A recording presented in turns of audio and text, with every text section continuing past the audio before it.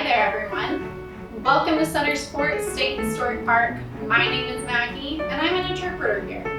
Today, we are going to do an activity that you all can do at home with supplies that you likely have. The main materials you will need: a mason jar with a lid and heavy whipping cream.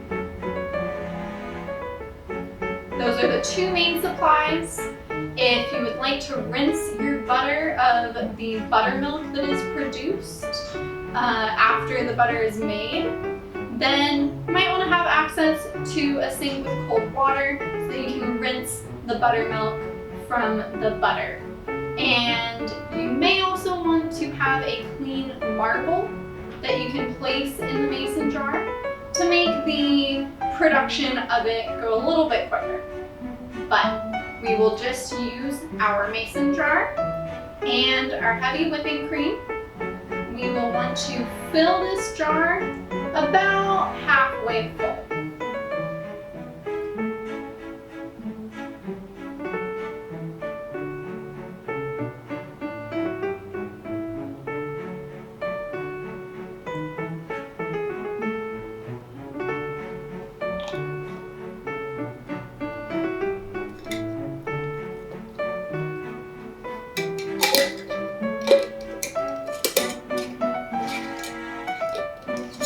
You want to make sure that your lid is secured very tight so that you don't have much spillage.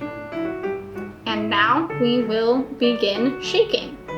All right, so now begins the process of shaking the heavy whipping cream in here to produce our butter. You want to shake at a rather consistent rate. And what is happening here is our fat molecules in the heavy whipping cream are going to eventually be shaken up. They're going to be agitated in this process so that they will clump together to form that butter.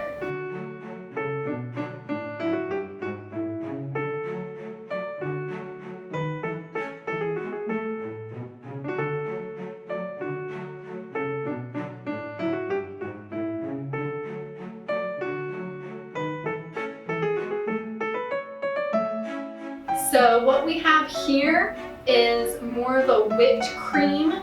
So we need to shake for a little bit longer to be able to form this whipped cream into more of a butter. So it's going to separate into butter and buttermilk.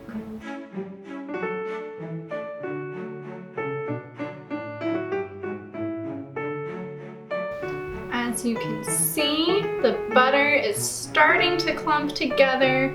We are still not quite there yet, but we are getting far closer.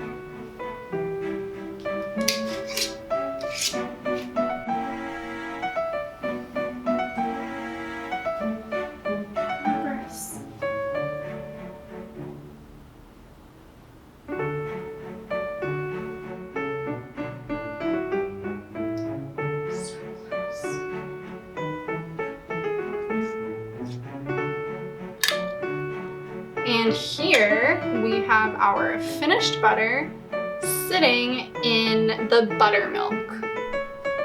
So we've got our butter surrounded by the buttermilk, and all you really need to do is drain out the buttermilk and your butter is good to go. Thank you for joining me here today at Sutter State Historic Park. And just to recap, all you really need is one jar. It can be a jar of about this size, could be a bigger jar, could also be a shorter, smaller jar. Just depends on how much butter you would like to make, and some heavy whipping cream. And to season your butter, if you like, you could also incorporate salt or rosemary or thyme to add a little different flavor to your butter. But the butter we made today was just plain unsalted butter.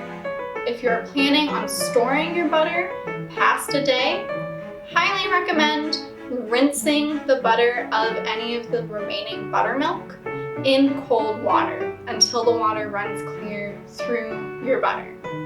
But that's all you need for this project. We hope you enjoy making your own attempts of making butter in a jar, and we'll catch you next time. This is Maggie signing off.